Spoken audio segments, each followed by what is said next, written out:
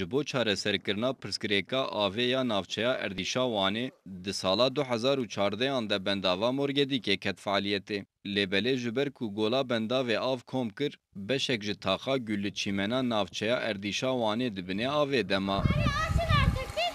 Su da neredeyse çok derin. Av jî gelek kûr e. Hema bibêje pir jî metreyê ku nîv dibinê avê demaye. Suyun altında kalmış. Welatiyên taxê pereyên îstîmlaqê wergirtine.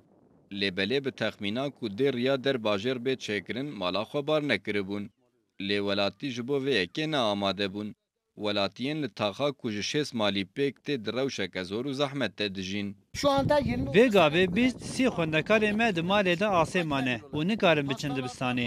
Nexweş hene, jinên nexweş hene. Bi rastî jî ev welatî gelek mexdûr bûn. Welatiyên taxê dixwazin ku demildest pirsgirêkên wan bên çareserkirin.